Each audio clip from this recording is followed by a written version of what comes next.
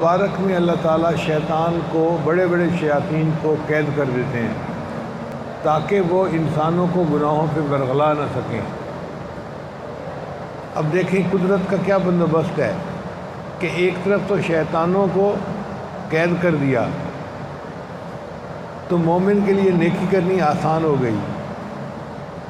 اس لیے رمضان مبارک میں ایک عام آدمی بھی نیکی کا شوق محسوس کرتا ہے، نماز پڑھنا اس کو اچھا لگتا ہے، تلاوت کرنی آسان ہوتی ہے۔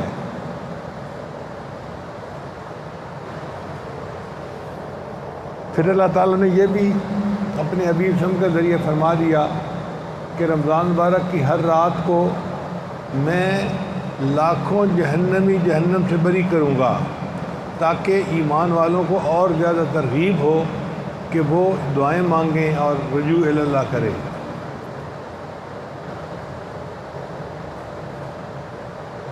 پھر یہ بھی فرما دیا کہ روزہ دار کی افطاری کے وقت دعا قبول ہوتی ہے۔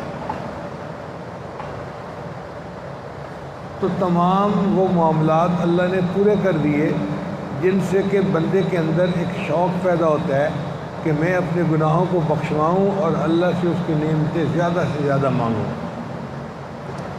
پورا رمضان یہی نقشہ چلتا رہتا ہے، حتیٰ کہ جب 27 رمضان کی رات آتی ہے تو اللہ تعالیٰ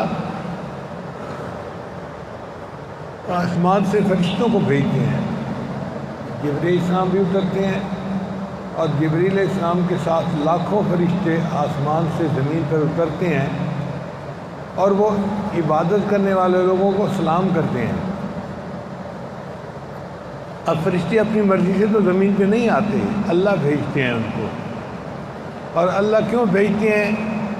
اللہ یہ چاہتے ہیں کہ انہوں نے اعتراض کیا تھا کہ یہ اولاد آدم تو فساد مچائے گی، خون بہائے گی، یہ آئیں اور دیکھیں کہ میرے بندے کس طرح میری یاد میں لگے ہوئے ہیں۔ چنانچہ حدیث پاک میں آتا ہے کہ فرشتے آ کر عبادت کرنے والوں کو سلام کرتے ہیں، اور سلام کا پتہ ہمیں کیسے چلتا ہے کہ یکدم طبیعت کے اوپر نہ رجوع الی اللہ کی کیفیت ہوتی ہے، ایک رقت طاری ہو جاتی ہے، ایک اللہ کی طرف دھیان آ جاتا ہے۔ وہ کیفیت ہوتی ہے کہ کوئی فرشتہ سلام کر رہا ہوتا ہے۔ اب فرشتے جب آ کے سب کو سلام کرتے ہیں تو وہ ان کو عبادت کرتے اپنی آنکھوں سے دیکھتے ہیں۔ کوئی تلاوت کر رہا ہے، کوئی نفل پڑھ رہا ہے، کوئی دعائیں مانگ رہا ہے، کوئی بیٹھا دین کی بات کر رہا ہے، کوئی دین کی بات سن رہا ہے۔ تو یہ سارا نقشہ وہ اپنی آنکھوں سے دیکھتے ہیں، اس کے وہ گواہ بن جاتے ہیں۔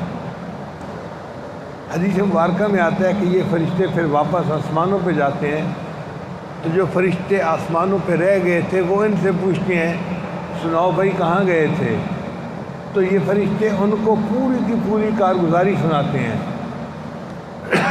حتیٰ کہ بندے کا نام لے کر بتاتے ہیں میں نے فلاں بندے کو دیکھا دعا مانگتے ہوئے بڑا رو رہا تھا، میں نے فلاں بندے کو دیکھا لمبے سجدے کر رہا تھا، فلاں بندہ تلاوت کر رہا تھا، فلاں بندہ یہ کر رہا تھا، ذکر کر رہا تھا، صلاۃ التسبیح پڑھ رہا تھا۔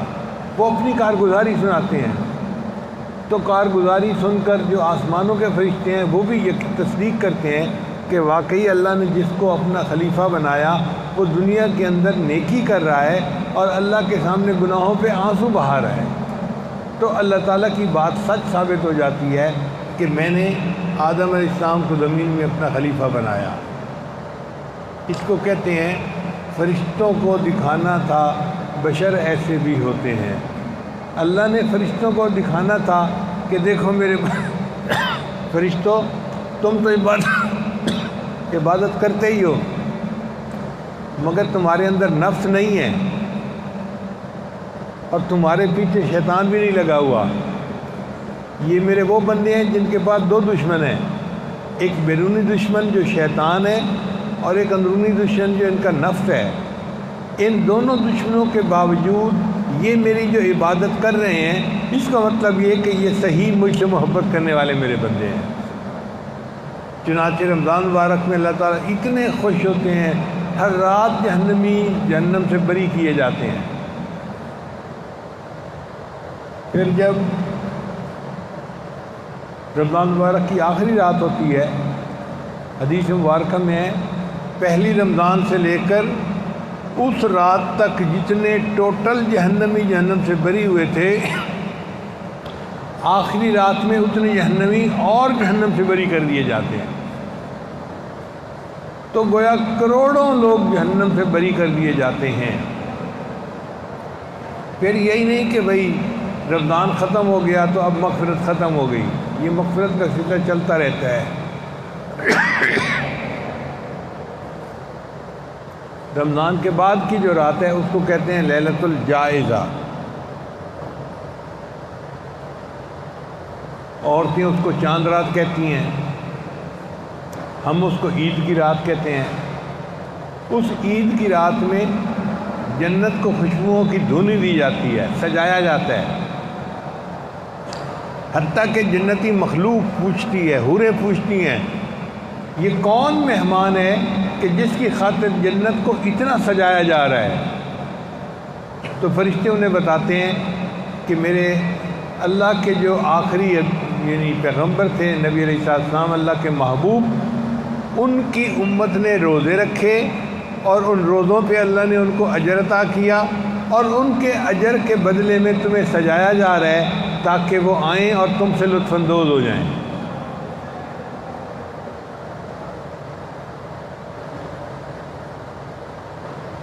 پھر لوگ عید کی نماز پڑھنے کے لیے آتے ہیں مصلی پہ، عیدگاہ میں، تو اللہ تعالیٰ عالم الغیب ہے، سب جانتے ہیں، مگر فرشتوں کو دکھانے کے لیے اللہ کہتے ہیں یہ میرے بندے کیوں اکٹھے ہو گئے ہیں؟ فرشتے آگے سے جواب دیتے ہیں کہ یا اللہ، انہوں نے مزدوری کی، روزے رکھے، تراویح پڑھی، تلاوت کی، پورا رمضان مشقت میں انہوں نے گزارا، اب یہ اس مشقت کا آپ سے بدلہ مانگتے ہیں، تو آپ کے سامنے حاضر ہوئے ہیں کہ آپ ان کو بدلہ دیں۔ یہ وہ مزدور ہیں جو مزدوری چاہتے ہیں۔ اللہ تعالیٰ فرشتوں کو گواہ بنا کر کہتے ہیں کہ میرے ان بندوں سے کہو قوموا مغفورا لکم، کھڑے ہو جاؤ بخشے بخشائے، قد بدلت سیئاتکم حسنات، میں نے تمہارے گناہوں کو نیکیوں میں تبدیل کر دیا۔ گویا عید کے مجمع میں سارے لوگ گناہوں سے بخشے بخشائے، گناہوں کو نیکیوں میں تبدیل کروا کے گھروں کو لوٹتے ہیں، اس لیے اس کو عید کا دن کہتے ہیں۔ عید کا معنی ہوتا ہے خوشی، خوشی کا دن۔ جب مومن کی مغفرت ہو جائے تو اس سے بڑا خوشی کا دن اور کیا ہو سکتا ہے؟ جب مومن کی محنت قبول اللہ کے ہاں ہو جائے اس سے بہتر اور دن کون سا ہو سکتا ہے؟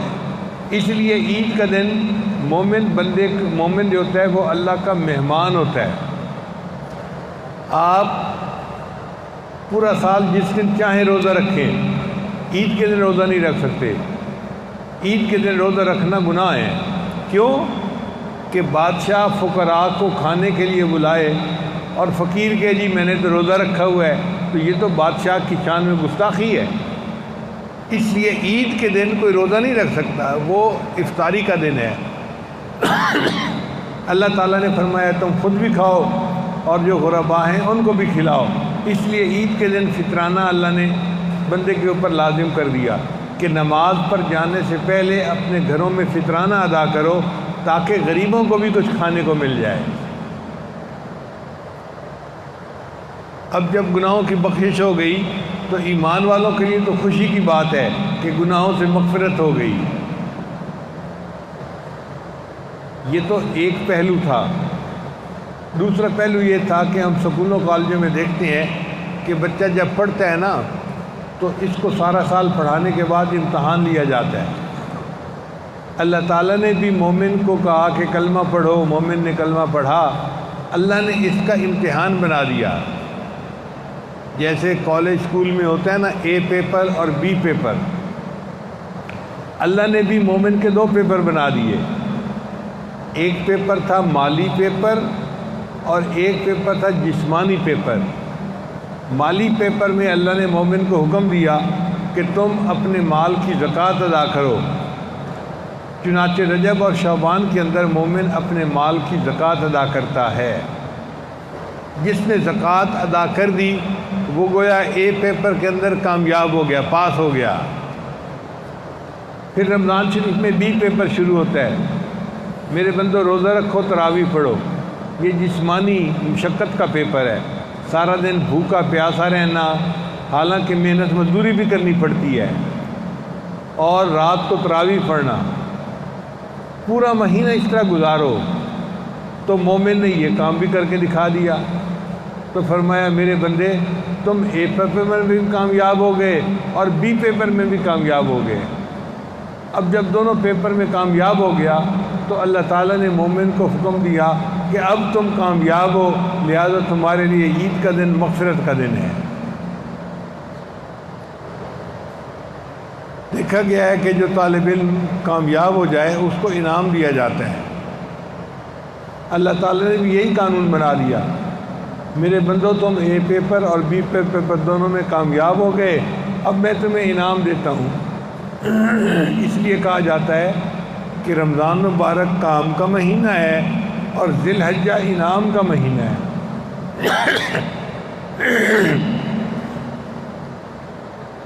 رمضان کے بعد شوال کا مہینہ آتا ہے، پھر ذی القعدہ کا مہینہ آتا ہے۔ یہ 2 مہینے درمیان میں اللہ نے وقفہ دے دیا، کیونکہ جن لوگوں نے حج کے لیے جانا تھا وہ ایک دن میں فاصلہ نہیں طے کر سکتے۔ کسی نے پیدل جانا تھا، کسی نے سواری پہ جانا تھا، کسی نے اونٹ گھوڑے پہ جانا تھا، کسی نے بس پہ جانا تھا، کسی نے بحری سفر کرنا تھا، کسی نے ہوائی جہاز کا سفر کرنا تھا، اور دنیا کے ایک کونے سے دوسرے کونے تک لوگوں نے حج کے لیے آنا تھا۔ تو ٹریولنگ میں ٹائم چاہیے ہوتا ہے، اس لیے اللہ نے درمیان میں 2 مہینے تیاری کے لیے دے دیے کہ میرے بندو تم اے پیپر بی پیپر میں کامیاب تو ہو گئے ہو، اب تم تیاری کرو اور میرے گھر کی طرف آؤ۔ اللہ آپ کے گھر کی طرف کیوں آئے؟ اللہ فرماتے ہیں اس لیے کہ جس کو بھی دنیا میں انعام دیا جاتا ہے گورنمنٹ نے اس کو صدارتی محل میں بلا کر انعام دیا جاتا ہے۔ ہم نے دیکھا ہے کہ جس کو پرائیڈ آف پرفارمنس ملتا ہے نا کہ اس نے بڑا اچھا کام کیا، اس کو صدر اپنے محل میں بلاتا ہے اور وہاں پہ انعام دیتا ہے۔ تو اللہ نے بھی فرمایا کہ میرے بندو میرا ایک گھر ہے جو دنیا میں میرا محل ہے، اگر تم انعام لینا چاہتے ہو تو آؤ میرے گھر کی طرف، تم گورے ہو، کالے ہو، عربی ہو، اجمی ہو، جہاں بھی رہتے ہو آؤ میرے گھر کی طرف، میں تمہیں انعام سے نوازوں گا۔ چنانچہ شوال اور ذی القعدہ میں لوگ تیاری کر کے حج کے لیے روانہ ہوتے ہیں۔ حج پہ جانے کا اصل مقصد اللہ تعالیٰ کی نعمتوں سے اپنے دامن کو بھرنا ہوتا ہے۔ اللہ فرماتے ہیں وَأَتِمُّوا الْحَجَّ وَالْعُمْرَةَ لِلَّهِ، تم حج اور عمرہ اللہ کے لیے کرو، یعنی تمہارا مقصد اللہ کو راضی کرنا ہو۔ اور جس بندے کے پاس مال ہے زندگی میں ایک دفعہ اس کے اوپر حج لازم ہے، فرض ہے۔ چنانچہ ان دنوں میں دعائیں مانگنی چاہیے کہ اللہ تعالی ہمیں بھی اپنے گھر کے حج کے لیے قبول فرمائے، کیونکہ وہاں جانے سے ہمیں انعام ملے گا اور ہمیں مغفرت ملے گی اور اللہ تعالیٰ کی طرف سے رحمتوں کی بھرمار ہوگی۔ اس لیے ہمارے بزرگ ان دنوں میں بہت دعائیں مانگتے تھے کہ یا اللہ اپنے گھر کا راستہ ہموار کر دیجئے تاکہ ہم جیسے فقراء بھی آپ کے گھر کی طرف آئیں اور یہ عاشقانہ سفر کر کے آپ سے اپنی دامن نعمتوں سے بھر کے واپس آئیں۔ اللہ کے لیے یہ مشکل نہیں ہے۔ حج کا تعلق مال سے نہیں ہے، حج کا تعلق اعمال کے ساتھ ہے۔ ہم نے ایسے لوگ دیکھے ہیں جن کے پاس اتنا مال کہ اگر وہ ذاتی جہاز پہ روزانہ چاہیں تو سعودی عرب جا کے واپس آ سکتے ہیں روزانہ، اتنا مال اللہ نے دیا ہے، اور ان کو زندگی میں ایک دفعہ بھی حج نصیب نہیں ہوتی۔ اور کچھ ایسے لوگ جو غریب ہوتے ہیں، کھانے کو بھی گھر میں کچھ نہیں ہوتا، برتن بھی پورے نہیں ہوتے، اور وہ کہیں نہ کہیں سے اپنے پیسے بچا کے یا ان کو جمع کر کے وہ حج کے چلے جاتے ہیں۔ اللہ نے ان کے لیے حج کا راستہ آسان کر دیا ہوتا ہے۔ چنانچہ حج کا تعلق مال سے نہیں، حج کا تعلق اعمال کے ساتھ ہے۔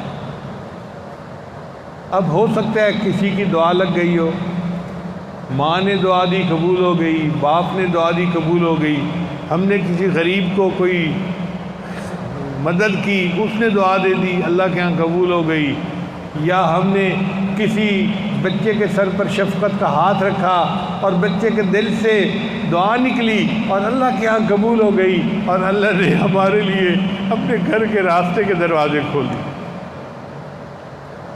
کوئی نہیں جانتا یہ فیصلہ کب ہوا، اللہ نے کیسے کیا، لیکن اللہ یہ فیصلے فرما دیتے ہیں اور ہر سال لاکھوں لوگ پوری دنیا سے سفر کر کے جاتے ہیں اور اللہ کے گھر کا دیدار کر کے واپس آتے ہیں۔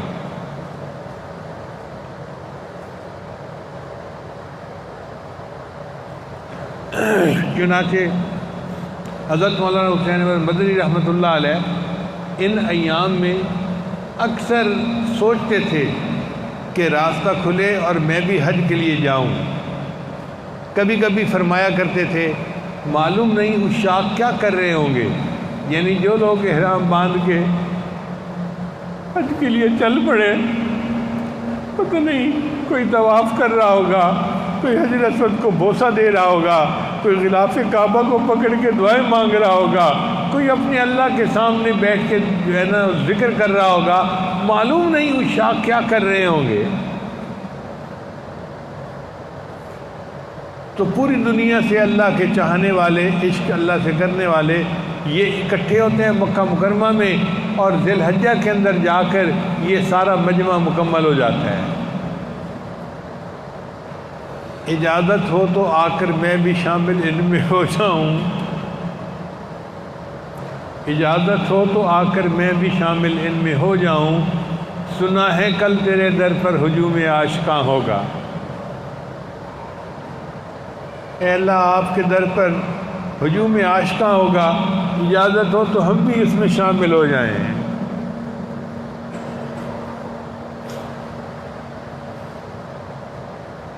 چنانچہ 8 ذی الحجہ کو سارے حاجی مینا میں اکٹھے ہو جاتے ہیں اور 9 ذی الحجہ کو سارے حاجی عرفات میں چلے جاتے ہیں، اور وہ اصل میں انعام کا دن ہوتا ہے جو وقوف عرفہ ہوتا ہے۔ ایک صحابی نے نبی علیہ السلام سے پوچھا اے اللہ کے نبی صلی اللہ علیہ وسلم مل حج، حج کیا ہے؟ فرمایا الحج العرفہ، عرفہ کا جو قیام ہے وقوف ہے اس کا نام حج ہے۔ چنانچہ عرفہ کا وقوف کیا ہے کہ ایک میدان ہے جس کو میدان عرفات کہتے ہیں، یہ مکہ مکرمہ سے کوئی 10-15 کلومیٹر دور ہے۔ وہاں سارے حاجی اکٹھے ہو جاتے ہیں اور ظہر سے لے کے مغرب تک کے درمیان وہ اللہ سے دعائیں مانگتے ہیں، عبادت کرتے ہیں، یہی ان کا حج ہوتا ہے۔ اگر حج 2 رکعت نماز پڑھنے کا نام ہوتا تو ہم تو مصیبت میں پڑ جاتے، ادھر جماعت ہو جاتی اور کئی ہم جیسے بوڑھے وضو کرتے پھر رہے ہوتے۔ عورت لاکھوں روپیہ کر کے حج کے لیے جاتی اور جس دن وہ حج کی نماز ہونی ہوتی اس کے ایام ہوتے اور وہ حج کی نماز پڑھ ہی نہ سکتی، حج سے محروم ہو جاتی۔ اللہ نے فرمایا نہیں، 2 رکعت نفل کا نام حج نہیں ہے، صرف ایک میدان میں احرام باندھ کے پہنچ جاؤ گے تو تمہارا گویا وقوف عرفہ مکمل ہو جائے گا، تمہارا حج مکمل ہو گیا۔ حتیٰ کہ اگر کوئی بے ہوش آدمی بھی پہنچ جائے تو اس کا بھی وقوف عرفہ ہو جاتا ہے، کوئی سویا ہوا آدمی پہنچ جائے اس کا بھی ہو جاتا ہے۔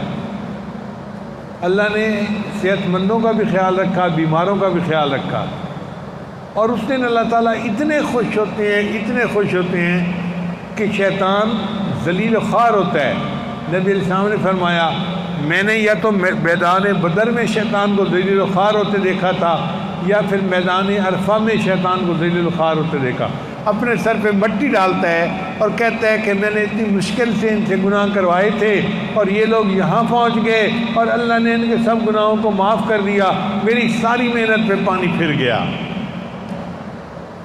اللہ کرے کہ ہم بھی وہاں پہنچیں اور ہم بھی شیطان کو اسی طرح سر میں مٹی ڈالنے پہ مجبور کریں۔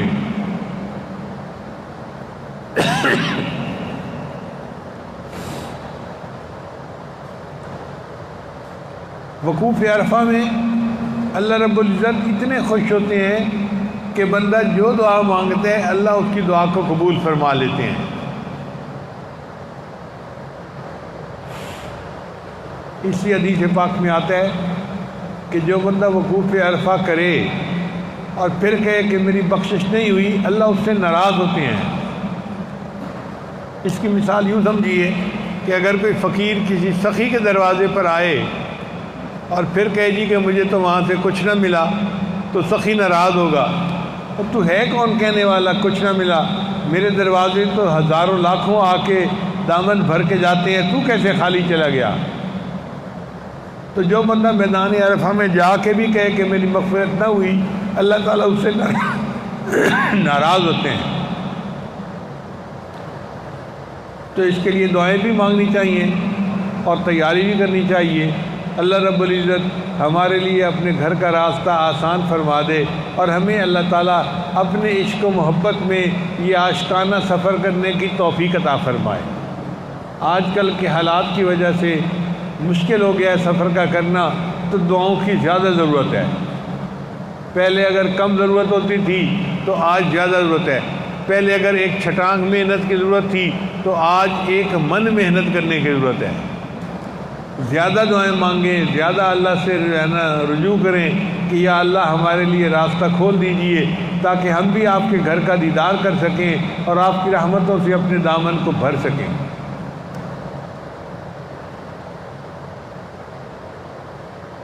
شریعت کا حسن دیکھیے، حاجی جب حج پہ جانے لگتا ہے تو شریعت حکم دیتی ہے کہ تم اپنے رشتہ داروں سے اپنے حقوق معاف کروا کے پھر نکلو۔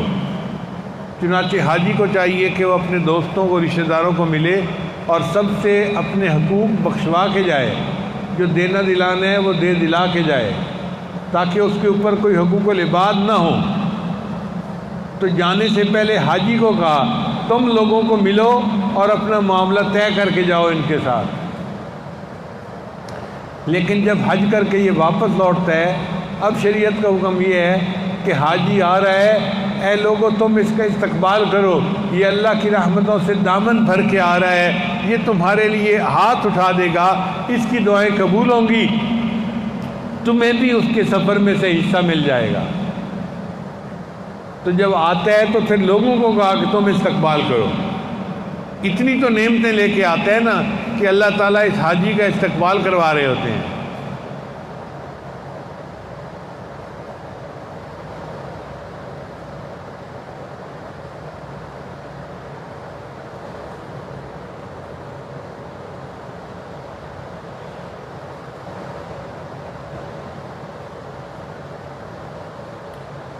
حج کا یہ عمل ہمیں اجتماعیت سکھاتا ہے۔ ساری دنیا کے مسلمان ایک جگہ پر جمع ہوتے ہیں، اس میں عربی، اجمی، گورے، کالے سب اکٹھے ہوتے ہیں، اور سب کا لباس بھی ایک جیسا ہوتا ہے، احرام کے لباس میں ہوتے ہیں۔ کوئی امیر ہے یا غریب ہے، وقت کا بادشاہ ہے یا فقیر ہے، جو بھی ہے سب نے احرام باندھا ہوا ہوگا، ایک جیسے حال میں ہوں گے اور اللہ کے گھر میں اکٹھے ہوں گے۔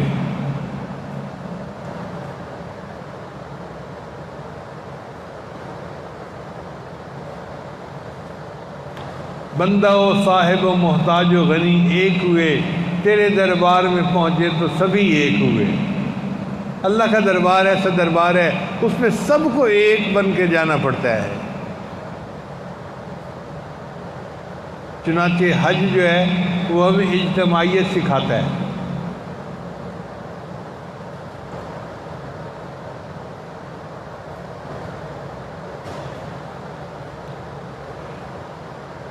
اللہ کا بھی حکم ہے وَاعْتَصِمُوا بِحَبْلِ اللَّهِ جَمِيعًا وَلَا تَفَرَّقُوا، تم اللہ کی رسمی کو مضبوطی کے ساتھ سب تھام لو اور الگ الگ نہ ہو۔ ہماری نجات اجتماعیت میں ہے، نیک بن کر جینا اور ایک بن کر جینا، اور حج ہمیں اس کا سبق دیتا ہے کہ سب مسلمان ایک ہیں، ایک آدم علیہ السلام کی اولاد ہیں، اور سب ایک دوسرے کے ساتھ کلمے کی نسبت سے محبت رکھیں۔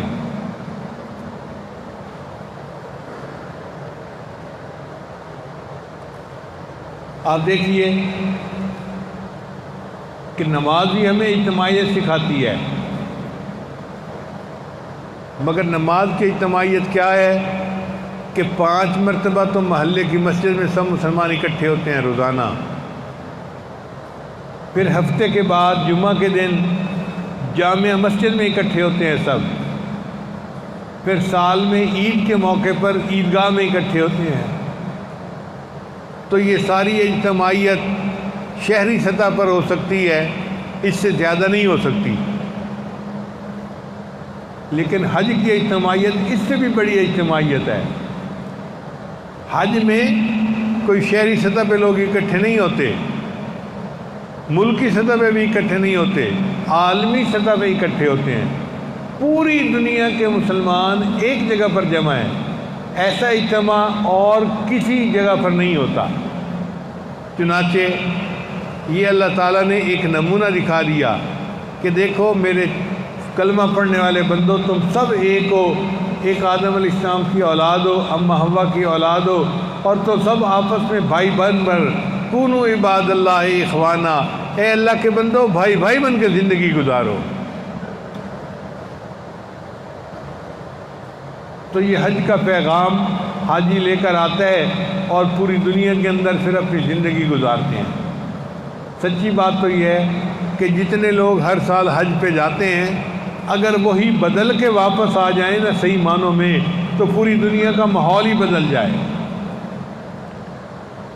مگر ہم حج کا سفر تو کر لیتے ہیں، جب واپس آتے ہیں تو وہی بدبخت شیطان پھر پیچھے پڑ جاتا ہے اور پھر وہ ہمیں غفلت کی زندگی میں لگا دیتا ہے.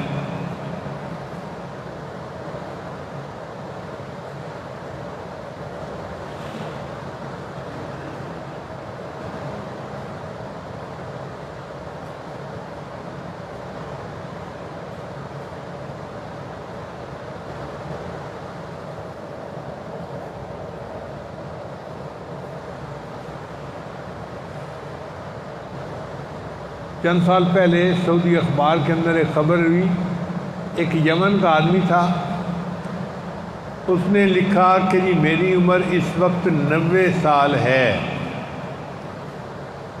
میں 10 سال کا تھا جب میں نے پہلا حج کا سفر کیا پیدل چل کے، اور آج میں اپنی زندگی کا 80 نمبر حج کر رہا ہوں. 80 حج کیے اس نے زندگی میں، اور سارے پیدل چل کے کیے. وہ یمن سے سعودی عرب پیدل آتا تھا. اب اللہ کے ایسے بھی بندے ہیں جو زندگی میں 80 حج کر کے گئے اور پیدل حج کیے. اللہ اکبر کبیرہ.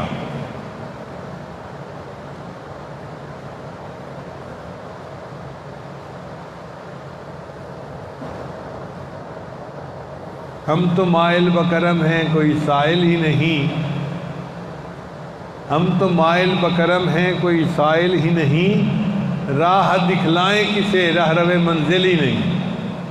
ہم ہی کمزور نکلے کہ مانگتے نہیں ہیں اللہ سے، ورنہ دینے والی ذات تو بہت بڑی ہے. لہذا ہم دعا کرتے ہیں کہ اللہ تعالیٰ ہمارے لیے اپنے گھر کے راستے کو آسان فرمائے، ہمیں اپنی زندگی میں بار بار حج کی توفیق عطا فرمائے، اور اپنے مقبول بندوں میں اللہ ہمیں بھی شامل فرمائے. وآخر دعوانا ان الحمد للہ رب العالمین. 2 نکاح پڑھائے جائیں گے، آپ ذرا تشریف رکھیے.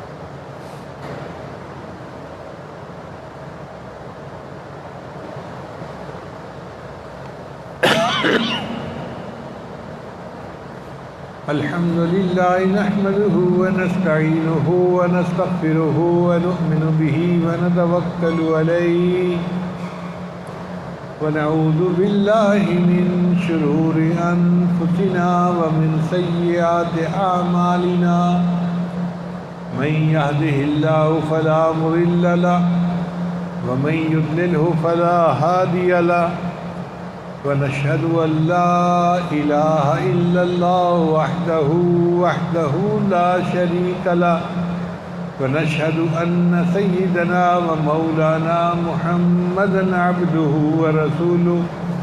أما بعد، أعوذ بالله من الشيطان الرجيم. بسم الله الرحمن الرحيم.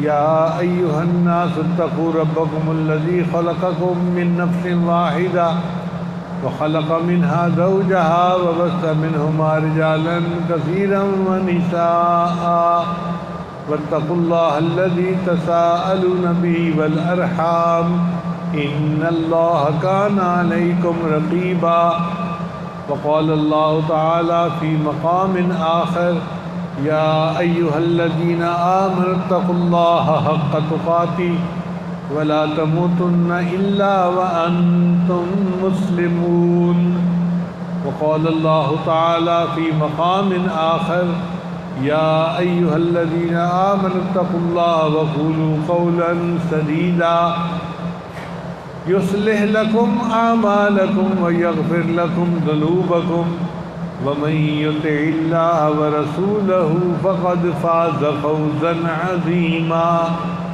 وقال الله تعالى في مقام آخر الطيبات للطيبين والطيبون للطيبات وقال رسول الله صلى الله عليه وسلم النكاح من سنتي وفي رواية أخرى فمن رغب عن سنتي فليس مني سبحان ربك رب العزة عما يصفون وسلام على المرسلين والحمد لله رب العالمين اللهم صل على سيدنا ومولانا محمد وعلى آل سيدنا ومولانا محمد وبارك وسلم.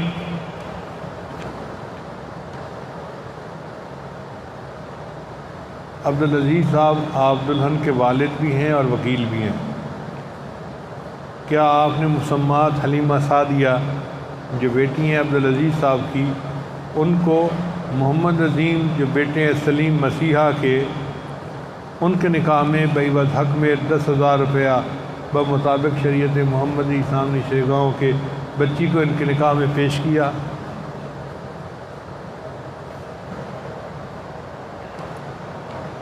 محمد عظیم صاحب، کیا آپ نے مسمات حلیمہ سعدیہ جو بیٹی ہیں عبدالعزیز صاحب کی، ان کو اپنے نکاح میں بعوض حق میں 10,000 روپیہ نقد ادا کرنا ہوگا بمطابق شریعت محمدی سامنے شرعی گواہوں کے؟ آپ نے بچی کو اپنے نکاح میں قبول کیا؟ ماشاءاللہ. دوبارہ پوچھتا ہوں، محمد عظیم صاحب، کیا آپ نے مسمات حلیمہ سعدیہ کو جو بیٹی ہیں عبدالعزیز صاحب کی اپنے نکاح میں بعوض حق میں 10,000 روپیہ بمطابق شریعت محمدی سامنے شرعی گواہوں کے بچی کو اپنے نکاح میں قبول کیا؟ بارک اللہ لک و بارک علیک و جمع بینکما فی خیر.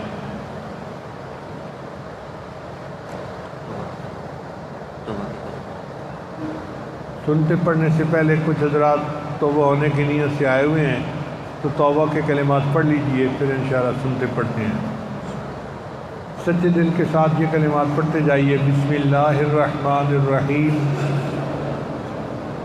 لا الہ الا اللہ محمد الرسول اللہ.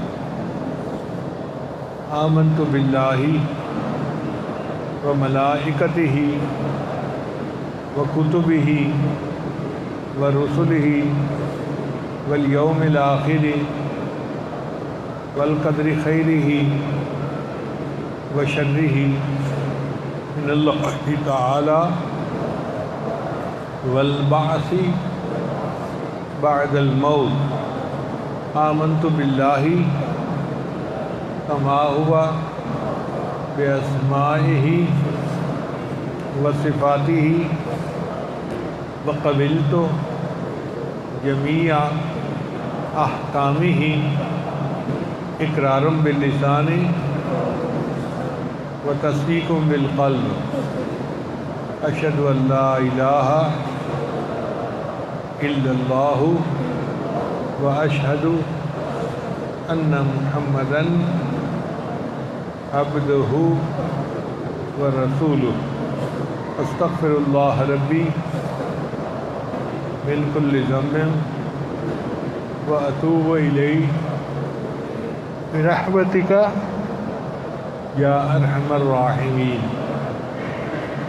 ان کلمات کو پڑھنے سے ہم توبہ طائب ہو چکے ہیں. چند معمولات ہیں جن کو باقاعدگی سے کریں گے تو دل کو منور اللہ فرما دیں گے. پہلا عمل ہے 100 مرتبہ استغفار صبح شام پڑھنا، دوسرا ہے 100 مرتبہ درود شریف صبح شام پڑھنا، تیسرا ہے قرآن مجید کی تلاوت روزانہ کرنا، ایک بار ہو تو بہت اچھی بات ہے۔ چوتھا عمل ہے چلتے پھرتے ہر وقت دل میں اللہ کو یاد کرنا، اور پانچواں عمل ہے مراقبہ 15-20 منٹ صبح 15-20 منٹ شام کرنا۔ ان اعمال کو کریں گے اللہ کی محبت دل میں بڑھے گی، اللہ تعالیٰ سب کو اپنے مقبول بندوں میں شامل فرمائے۔ جزاکم اللہ خیر۔